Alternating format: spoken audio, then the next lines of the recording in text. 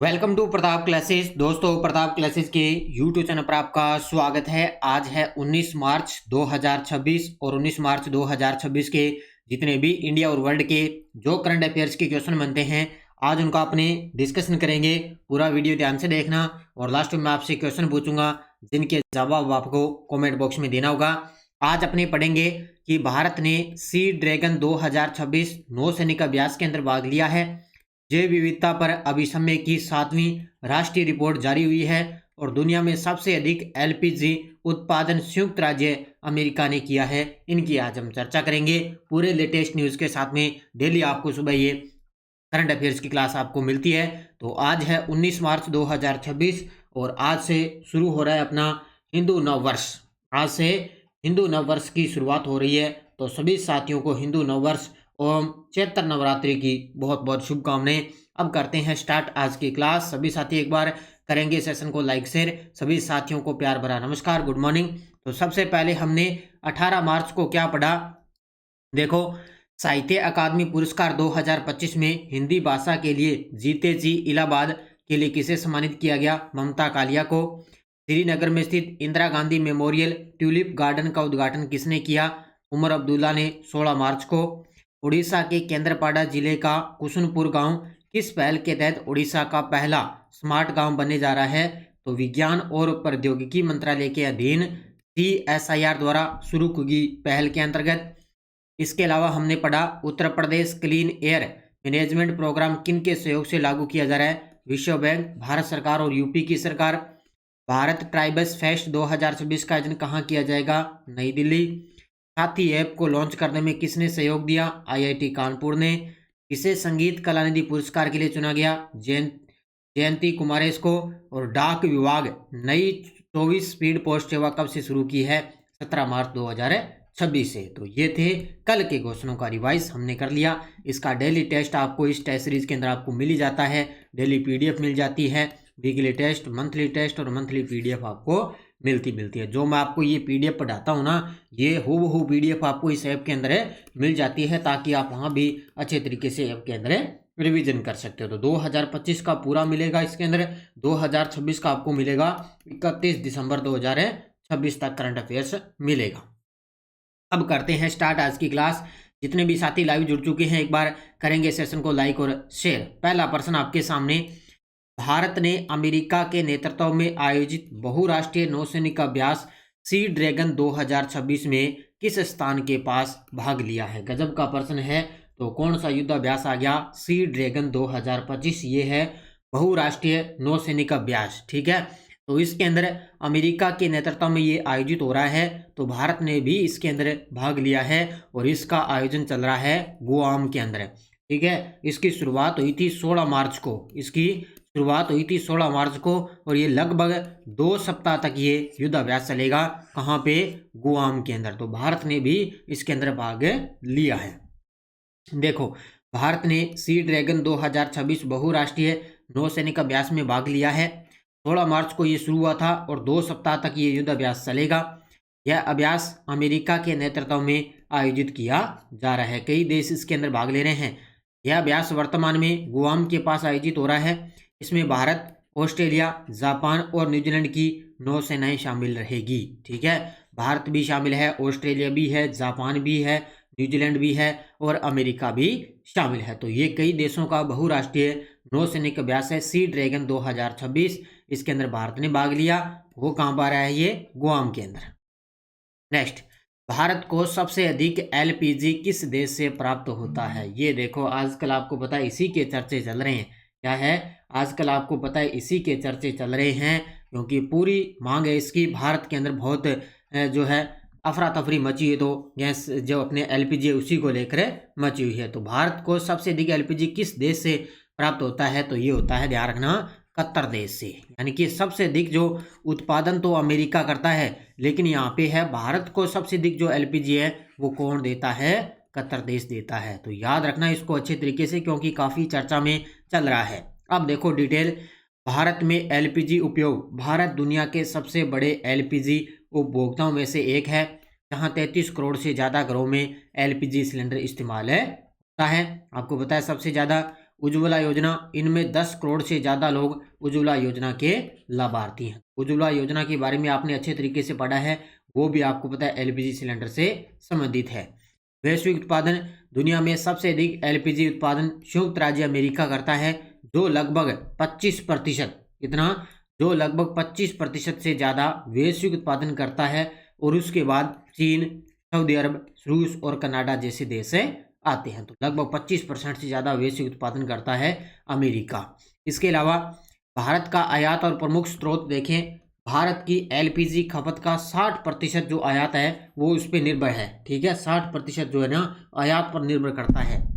सबसे अधिक LPG Qatar देश से आता है, जो भारत के कुल आयात का 34% हिस्सा प्रदान करता है। यानी कि जितना भी टोटल भारत के अंदर होता है ना, उसका 34% हिस्सा है वो एलपीजी कतर से आता है। ठीक है, भारत कतर के बीच समझौता हुआ है। हाल ही में भारत और कतर के बीच 78 अरब डॉलर का बड़ा एलपीजी समझौता हो चुका है। तो उन्होंने कहा भारत और कतर के बीच में हुआ कि हमारे यहाँ पे एलपीजी की कोई कमी नहीं होनी चाहिए, तुरंत प्रभाव से हमें उसको दो। तो सालाना खपत और घरेलू उत्पादन, भारत में हर साल करीब 3 करोड़ टन एलपीजी की खपत होती है, जिसमें से केवल 40% यानी कि करीब 1.24 करोड़ टन घरेलू उत्पादन से आता है, बाकी का 60% आयात करना पड़ता है। ये सारी चीज़ें भी बढ़िया तरीके से पढ़ लेना, क्योंकि एलपीजी का काफ़ी चर्चा में चल रहा है आजकल, यही आपको पता ही है। ठीक है, अगला, भारतीय एनिमेटेड शॉर्ट फिल्म CHYIMI यानी कि CHMI ने किस फेस्टिवल में बेस्ट डायरेक्टर्स अवार्ड जीतकर अंतर्राष्ट्रीय पहचान बनाई है? ये देखो आपके सामने तस्वीर में भारतीय एनिमेटेड शॉर्ट फिल्म है CHYIMI। इन्होंने किस फेस्टिवल में बेस्ट डायरेक्टर अवार्ड का जीता? तो ये जीता है न्यूयॉर्क शॉर्ट एनिमेशन फेस्टिवल 2026 के अंदर इन्होंने बेस्ट अवार्ड जीता है। तो न्यूयॉर्क शॉर्ट एनिमेशन फेस्टिवल हुआ, उसके अंदर भारतीय एनिमेटेड शॉर्ट फिल्म है CHYIMI, इन्होंने बेस्ट डायरेक्टर का अवार्ड जीता।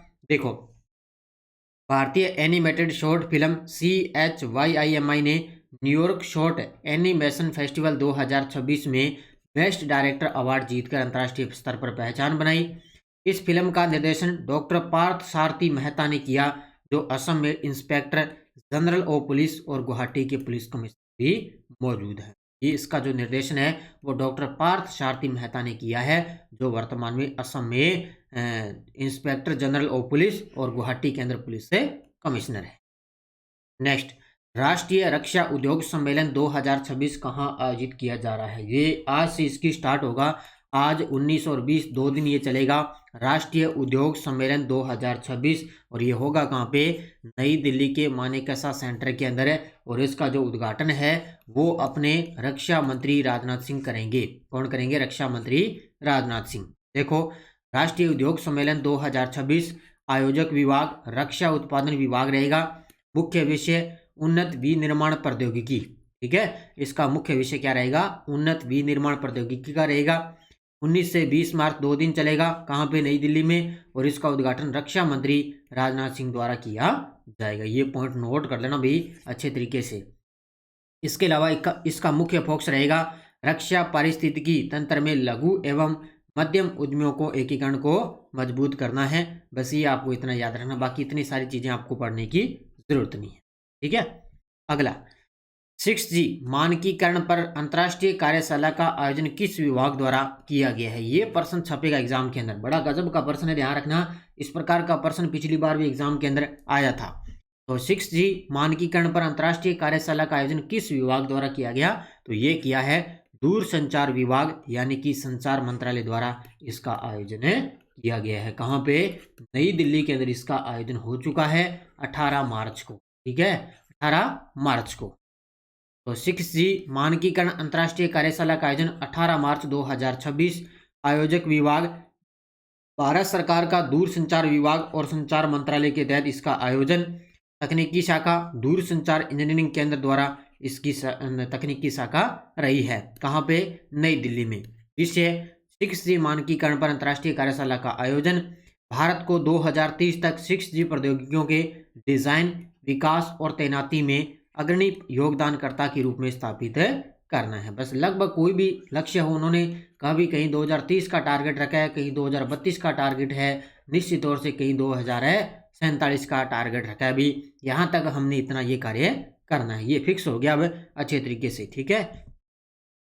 पंजाब विधानसभा ने सर्वसहमति से कौन सा बिल पारित किया है जो श्री आनंदपुर साहिब में नई यूनिवर्सिटी की स्थापना करेगा? ये गजब का प्रश्न है। अभी वर्तमान में पंजाब के जो सीएम है वो है सुखविंदर सिंह सुक्खू है क्या? सुखविंदर सिंह सुक्खू तो हिमाचल के सीएम है, लेकिन पंजाब के सीएम है भगवत मान। कौन है? पंजाब के सीएम है भगवत मान। तो इन्होंने पंजाब विधानसभा ने सर्वसहमति से कौन सा बिल पारित किया जो आनंदपुर साहिब में नई यूनिवर्सिटी की स्थापना करेगा? तो ये हो गया आपके सामने Shri Guru Tegh Bahadur world class university bill 2026। ये आपको पॉइंट याद रखना है। Shri Guru Tegh Bahadur world class university bill पारित किया है जो कहाँ पे स्थापित होगा? आनंदपुर साहिब के अंदर। देखो डिटेल बिल का नाम और पारित होना। पंजाब विधानसभा ने सर्वसहमति से Shri Guru Tegh Bahadur world class university bill 2026 को पारित किया। कहाँ पे? नई यूनिवर्सिटी श्री आनंदपुर साहिब के अंदर स्थापित की जाएगी। आनंदपुर साहिब ऐतिहासिक और आध्यात्मिक दृष्टि से अत्यंत महत्वपूर्ण स्थान है और उद्देश्य रहेगा रक्षा, एरोस्पेस, साइबर सुरक्षा और क्वांटम कंप्यूटिंग जैसे उभरते क्षेत्रों में उच्च स्तरीय और आधुनिक शिक्षा देना है। यानी कि रक्षा के बारे में, एरोस्पेस, साइबर सुरक्षा, क्वांटम कंप्यूटिंग जैसे जितने भी उभरते क्षेत्र है ना, उनके बारे में आधुनिक शिक्षा देना, ये इस यूनिवर्सिटी का टारगेट रहेगा। तो ये नई यूनिवर्सिटी है वो आनंदपुर साहिब के अंदर स्थापित की जाएगी। गुजरात सरकार ने किस अभियान की शुरुआत की है जिसका उद्देश्य पशुधन की सुरक्षा और बीमारी के प्रसार को रोकना है? ये देखो आपके सामने तस्वीर के अंदर गुजरात सरकार ने एक अभियान की शुरुआत की है जिसका नाम है फुट एंड माउथ डिजीज टीकाकरण अभियान। कौन सा है? फुट एंड माउथ डिजीज टीकाकरण अभियान की शुरुआत की है। इसका उद्देश्य है पशुधन की सुरक्षा करना और इनकी बीमारी के प्रसार को रोकना। तो किसने स्टार्ट की है? गुजरात सरकार ने। ये चलेगा 1 अप्रैल से स्टार्ट होगा और 15 अप्रैल तक चलेगा ये अभियान, ठीक है। गुजरात के अंदर 1 से 15 अप्रैल। तो गुजरात सरकार ने फुट एंड माउथ डिजीज टीकाकरण अभियान शुरू किया है जिसका उद्देश्य पशुधन की सुरक्षा करना और बीमारी के प्रसार को रोकना। ये अभियान 1 मार्च से लेकर 15 अप्रैल 1 मार्च से ये स्टार्ट हो चुका है और 15 अप्रैल तक पूरे राज्य के अंदर चलाया जाएगा। मैंने 1 अप्रैल बता दिया था, 1 अप्रैल नहीं है 1 मार्च से लेकर 15 अप्रैल तक ये अभियान चलाया जा रहा है। इसे राष्ट्रीय पशु रोग नियंत्रण कार्यक्रम के तहत लागू किया जा रहा है। राष्ट्रीय उद्देश्य NADCP का लक्ष्य भारत में प्रमुख पशु रोगों को समाप्त करना है। यानी कि जो राष्ट्रीय पशु रोग नियंत्रण कार्यक्रम है उसका लक्ष्य है कि भारत में पशु रोगों को समाप्त करना है। तो ये गुजरात की सरकार ने ये अभियान स्टार्ट किया है। भारत ने जैव विविधता पर अभिसमय को अपनी 7वीं राष्ट्रीय रिपोर्ट कब प्रस्तुत की है? ये लीजिए भी नए आंकड़े, एक नई रिपोर्ट आई है। अब इस रिपोर्ट के अकॉर्डिंग आपको ये जीके का एक प्रकार का प्रश्न बनेगा, तो ये सारी चीजें आपको याद रखनी है, ठीक है। तो भारत ने जैव विविधता पर अभिसमय को अपनी 7वीं रिपोर्ट कब प्रस्तुत की थी? 26 फरवरी 2026 को। याद रखना 26 फरवरी 2026 को ये उनको प्रस्तुत की थी, लेकिन अब ये जारी हो चुकी है। अब देखो इसके बारे में, राष्ट्रीय जैव विविधता पर 7वीं रिपोर्ट क्या क्या आंकड़े बताती है। देखो यह दर्ज वन क्षेत्र कितना हो गया? 7,73,377 वर्ग किलोमीटर पर, यानी कि भौगोलिक क्षेत्र का 23.59% हो चुका है, जिसमें से वन आवरण 5,20,365 वर्ग किलोमीटर, ये हो गया 15.83%। ये इस रिपोर्ट के अकॉर्डिंग बता रहा है, ध्यान रखना। ये जो रिपोर्ट आई है ना उसी के अकॉर्डिंग ये जो आंकड़े बताए जा रहे हैं। टोटल वन व वृक्षावरण देखें तो 8,27,365.95 वर्ग किलोमीटर है, जो टोटल है 25.17% तक पहुंच चुका है। ये टोटल आ गया कुल वन और वृक्षावरण, ठीक है। ये बाकी आगे अपने अलग अलग वन क्षेत्रों का आवरण। भारत ने 22 कृषि जैव विविधता हॉटस्पॉट का दस्तावेजीकरण किया है। वर्तमान में अब इस रिपोर्ट के अकॉर्डिंग देखें तो 22 कृषि जैव विविधता हॉटस्पॉट का दस्तावेजीकरण किया है। इसके अलावा देखो संरक्षित क्षेत्र नेटवर्क देखें तो वर्तमान में 58 टाइगर रिजर्व हैं, 33 एलिफेंट्स रिजर्व हैं, 18 बायोस्फीयर रिजर्व है, 106 राष्ट्रीय उद्यान है और 574 वन्य जीव अभ्यारण्य है। अब आप सोच रहे होगी कि सर 106 नहीं है, 107 राष्ट्रीय उद्यान है, लेकिन है 107 राष्ट्रीय उद्यान। अभी सिंपलीपाल उड़ीसा वाला बना था, लेकिन इस रिपोर्ट के अकॉर्डिंग ये बताया जा रहा है, इस रिपोर्ट के अंदर सिर्फ 106 ही बताया जा रहा है, ध्यान रखना इसको। उसके बाद में मुख्य वन्यजीव आंकड़े 3682 बाघ हैं, विश्व के 17% से अधिक, 4014 एक सींग वाले गेंडे, 22,446 जंगली हाथी, 891 एशियाई शेर, 718 हिम तेंदुए, पहली राष्ट्रीय गणना हुई है इनकी, और 6327 नदी डॉल्फिन है प्रोजेक्ट डॉल्फिन के तहत। ये भी याद रखने हैं क्योंकि अभी ये राष्ट्रीय जैव विविधता पर 7वीं रिपोर्ट आई है। अब आपके लिए जीके के अंदर यहाँ से क्वेश्चन बन सकता है, कोई भी एग्जाम हो अच्छे तरीके से इनको पढ़ लेना भाई, ठीक है। अब देखो वन लाइनर करंट आपके सामने। भारत अब विश्व का तीसरा सबसे बड़ा मेट्रो नेटवर्क बन चुका है। पहला पॉइंट तो ये है, भारत अब विश्व का तीसरा सबसे बड़ा मेट्रो नेटवर्क बन गया। भारतीय ध्वज वाले दोनों एलपीजी वाहक जहाज शिवालिक और नंदा देवी होमुर्ज जल डमरू मध्य को पार करके भारत पहुंचे हैं। ये लीजिए भी, अब एलपीजी भारत के लिए कोई कमी नहीं होगी, क्योंकि शिवालिक और नंदा देवी दो जहाज हैं, वो एलपीजी जहाज हैं, ठीक है। ये दोनों जल डमरू को पार करके भारत पहुंच गए। देश की पहली स्वदेशी 828 बुलेट ट्रेन 280 किलोमीटर प्रति घंटा का ट्रायल और संचालन अगस्त 2027 में मुंबई अहमदाबाद कॉरिडोर के सूरत व्यापी सेक्शन पर शुरू होने का लक्ष्य रखा है। राष्ट्रीय पैरा एथलेटिक चैंपियनशिप 2026 का आयोजन उड़ीसा के भुवनेश्वर स्थित कलिंगा स्टेडियम में 19 से 21 मार्च तक किया जाएगा। ये आज से स्टार्ट हो रहा है, अभी उड़ीसा के अंदर है, 19 से 21 मार्च तक चलेगा राष्ट्रीय पैरा एथलेटिक चैंपियनशिप 2026, ठीक है। ये वन लाइनर है और ये टेलीग्राम ग्रुप है, कोई सूचना, कोई लिंक, कोई नोटिफिकेशन सब आपको टेलीग्राम पे सूचना मिलती है। पिछले वीडियो का क्वेश्चन क्या था, भारत के 94 शतरंज ग्रैंड मास्टर कौन बने हैं, तो ये बन चुके हैं मयंक चक्रवर्ती। बहुत सारे विद्यार्थियों ने बड़े गजब के जवाब दिए, उन सभी को बहुत बहुत शुभकामनाएं। अब देखो क्वेश्चन फॉर यू, विश्व पैरा एथलेटिक्स ग्रांड पिक्स 2026 में भारत ने कुल कितने पदक जीते, 150, 175, 208, 220। इसका जवाब आपको कमेंट बॉक्स में देना है। और यस्टरडे डोज अपनी क्या थी, राजस्थान के एकमात्र ऐसे मुख्यमंत्री जो उपराष्ट्रपति भी बने थे, भैरव सिंह शेखावत।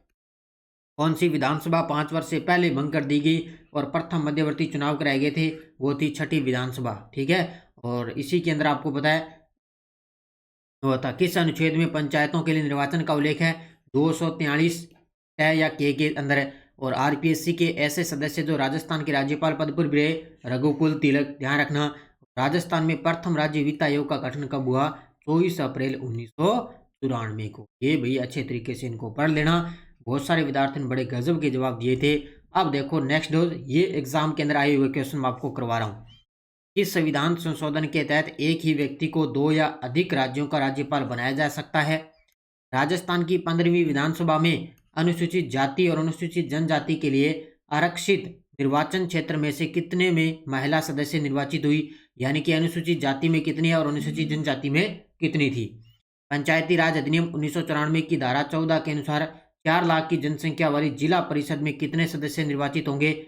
और कौन राजस्थान के मुख्य सचिव थे जब भारतीय राष्ट्रीय कांग्रेस दिसंबर 2018 के अंदर सत्ता में आई थी, उस समय मुख्य सचिव का नाम आपको बताना है।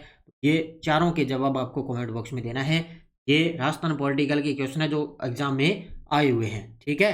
तो ये थी आज की अपनी क्लास। ये नानक क्लासेस की बुक बाजार के अंदर उपलब्ध है करंट अफेयर्स की, जरूर आप इसको ज्वाइन करें। 1.0 बाजार से मिल जाएगी। और ये अपनी फर्स्ट ग्रेड की करंट की टेस्ट सीरीज चल रही है, कॉम्बो राष्ट्रीय अंतर्राष्ट्रीय राजस्थान तीनों का करंट हो रहा है। और सेकंड ग्रेड शिक्षक प्लस पीडी, थर्ड ग्रेड की टेस्ट सीरीज है, एलडीसी है, एसआई है, सीएटी है, इन सब की टेस्ट सीरीज आपको उपलब्ध हो रही है। तो इनको जरूर आप ज्वाइन करें, लगातार आपको ये क्लास वगैरह करंट की मिलती रहेगी। और मैं नानक क्लासेस की 2 महीनों वाली बुक का रिवीजन करवा रहा हूँ, उसको भी आप अच्छे तरीके से अध्ययन कर सकते हैं। भी साथी कर दें वीडियो को जाते जाते लाइक शेयर। धन्यवाद। जय हिंद, जय भारत, जय राजस्थान।